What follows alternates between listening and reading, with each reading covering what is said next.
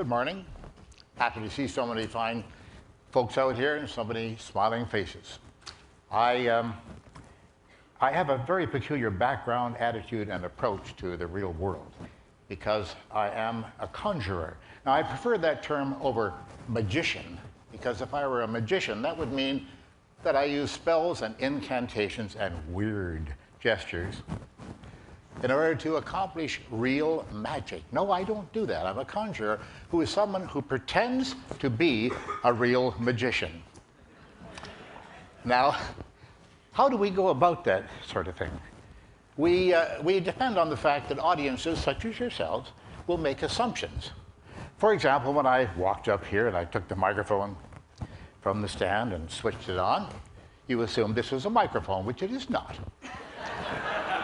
As a matter of fact, this is something that about half of you, more than half of you, will not be familiar with. It's a beard trimmer, you see, and makes a very bad microphone. I've tried it many times. The other assumption that you made, and this little lesson is to show you that you will make assumptions, not only that you can, but that you will when they are properly suggested to you. You believe I'm looking at you. Wrong. I'm not looking at you. I can't see you.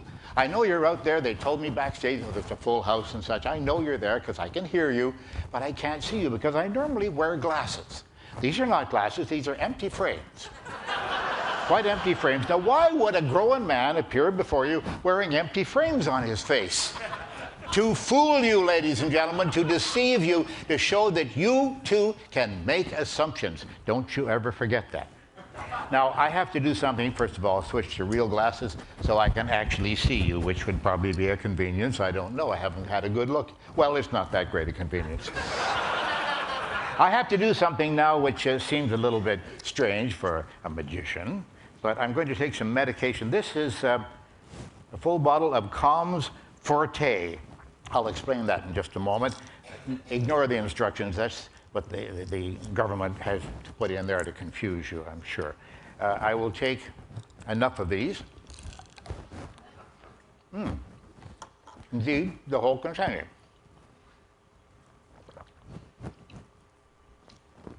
$32 capsules of Calms Forte. Now that I've done that, I'll explain it in a moment. I must tell you that I am an actor.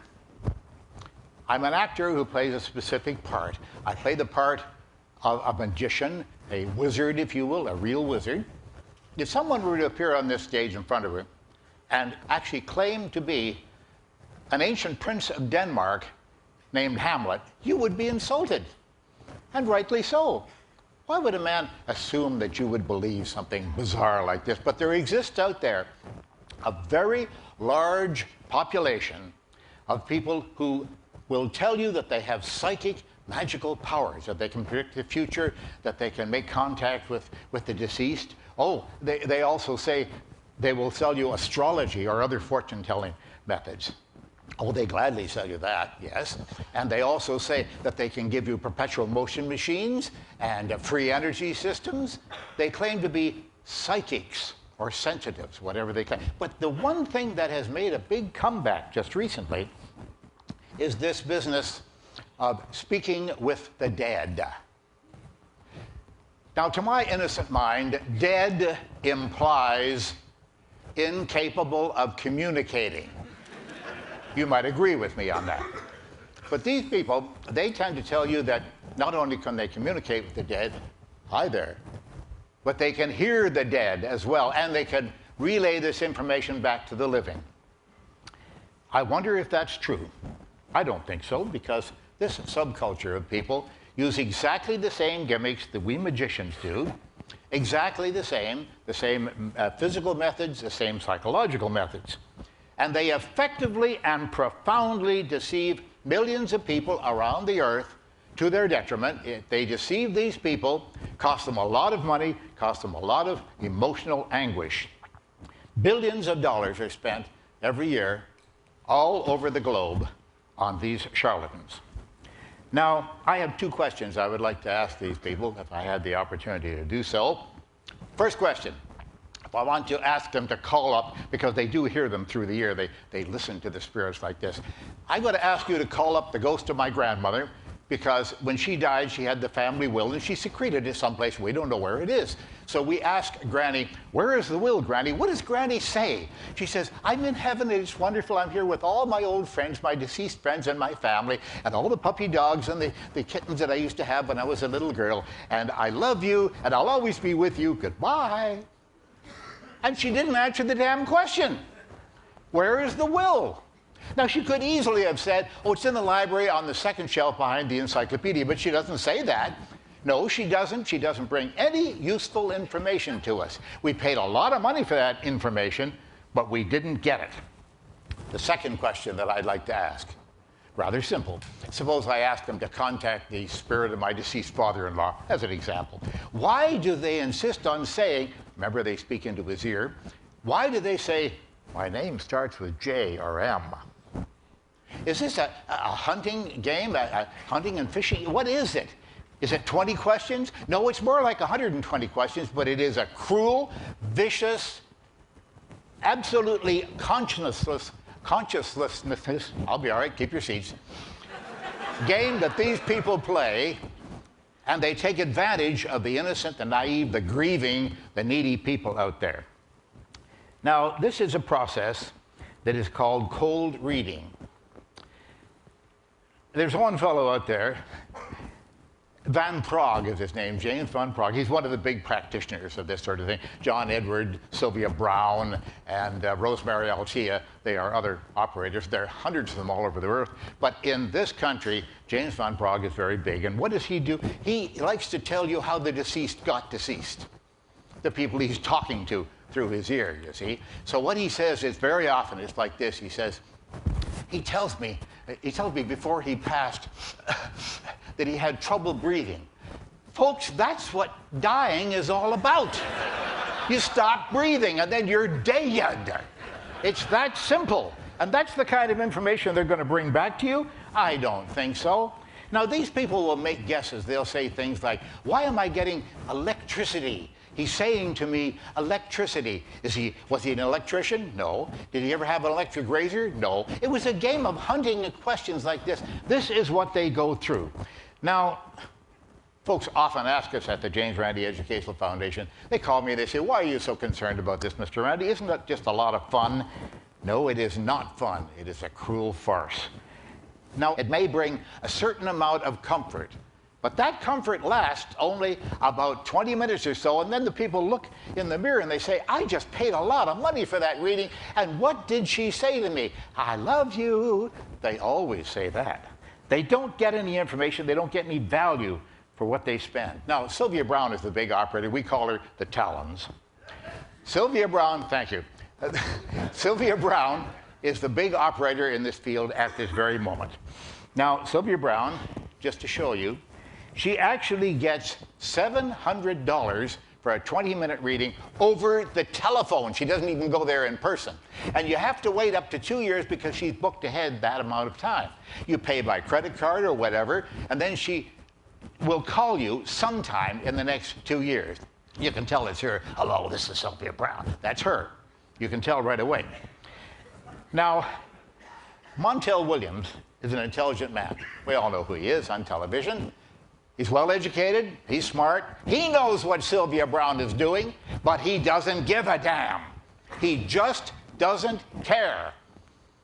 Because the bottom line is the sponsors love it, and he will expose her to television publicity all the time. Now, what does Sylvia Brown give you for that $700?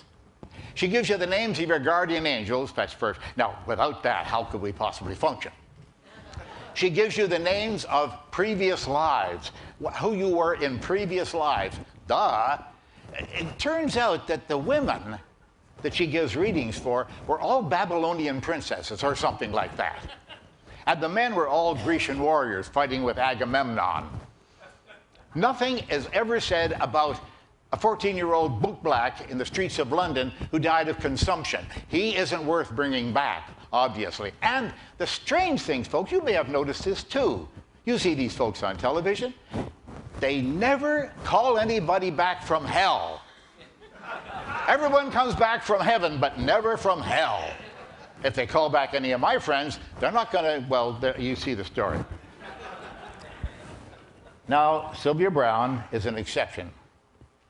An exception in one way, because the James Randi Educational Foundation, my foundation, offers a $1 million prize in negotiable bonds, very simply. One, by all you have to do is prove any paranormal, occult, or supernatural event or power of any kind under proper observing conditions. It's very easy. Win the $1 million. Sylvia Browne is an exception in that she's the only professional psychic in the whole world that has accepted our challenge. She did this on the Larry King Live show on CNN 6.5 years ago, and we haven't heard from her since. Strange. She said it, first of all, that she didn't know how to contact me. Duh. A professional psychic who speaks to dead people, she can't reach me? I'm alive, you may have noticed. Well, pretty well, anyway. She couldn't reach me. Now she says she doesn't want to reach me because I'm a godless person. All the more reason to take the $1 million, wouldn't you think, Sylvia? Now, these people need to be stopped. Seriously now. They need to be stopped because this is a cruel farce. We get people coming to the foundation all the time. They're ruined financially and emotionally because they've given their money and their faith to these people. Now, I popped some pills earlier. I have to explain that to you. Homeopathy. Let's find out what that's all about. You've heard of it. It's an alternative form of healing, right? Homeopathy actually consists, and that's what this is. This is Calms Forte, 32 caplets of sleeping pills. I forgot to tell you that. I just ingested 6.5 days worth of sleeping pills. 6.5 days, that certainly is a fatal dose. It says right on the back here, in case of overdose, contact your poison control center immediately, and it gives an 800 number. Keep your seats. It's going to be okay. I don't really need it. Because I've been doing this stunt for audiences all over the world for the last 8 or 10 years, taking fatal doses of homeopathic sleeping pills. Why don't they affect me?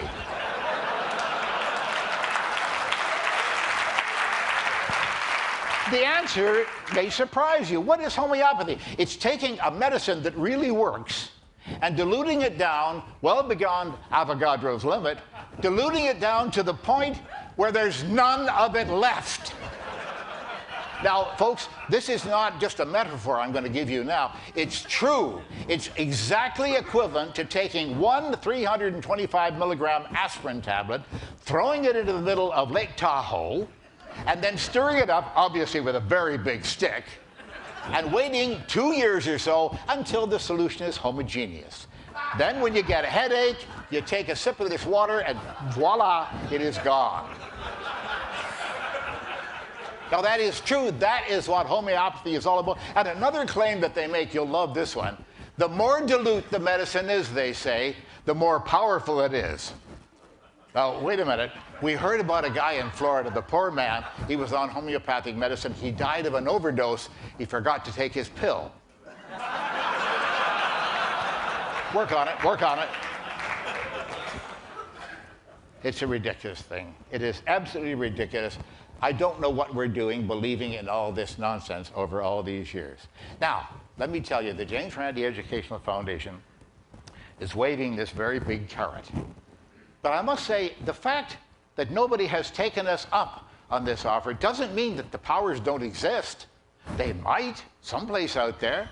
Maybe these people are just independently wealthy. Well, with Sylvia Browne, I would think so. You know, $700 for a 20-minute reading over the telephone, that's more than lawyers make. I mean, that's a fabulous amount of money. These people don't need the $1 million, perhaps, but wouldn't you think they'd like to take it just to make me look silly? Just to get rid of this godless person out there that Sylvia Browne talks about all the time? I think that something needs to be done about this. We really would love to have suggestions from you folks on how to contact federal, state, and local authorities to get them to do something. If you find out, now, I understand, we've seen people even today speaking to us about AIDS epidemics and starving kids around the world and impure water supplies that people have to suffer with. Those are very important, critically important to us, and we must do something about those problems. But at the same time, as Arthur C. Clarke said, you know, the rotting of the human mind. The business of believing in the paranormal and the occult and the supernatural, all of this total nonsense, this medieval thinking, I think something should be done about that, and it all lies in education. Largely, it's the media who are to blame for this sort of thing. They shamelessly promote all kinds of nonsense of this sort because it pleases the sponsors. It's the bottom line, the dollar line. That's what they're looking at. We really must do something about this. I'm willing to take your suggestions, and I'm willing to have you tune in to our webpage. It's www.randy.org. Go in there and look at the archives, and you will begin to understand much more of what I've been talking about today. You will see the records that we have. There's nothing like sitting in that library and having a family appear there and say that Mom gave away all the family fortune. She cashed in the CDs, she gave away the stocks and the certificates. That's really sad to hear. And it hasn't helped them one bit, hasn't solved any of their problems. Yes, there could be a rotting of the American mind and of minds all the way around the earth if we don't start to think sensibly about these things. Now, we've offered this carrot, as I say, we dangled the carrot, we're waiting for the psychics to come forth and snap at it. Oh, we get lots of them, hundreds of them every year come by. These are dowsers and people who think that they can talk to the dead as well, but they're amateurs. They don't know how to evaluate their own so-called powers. The professionals never come near us, except in that case of Sylvia Brown that I told you about a moment ago. She did accept and then backed away. Ladies and gentlemen, I'm James Randi, and I'm waiting. Thank you.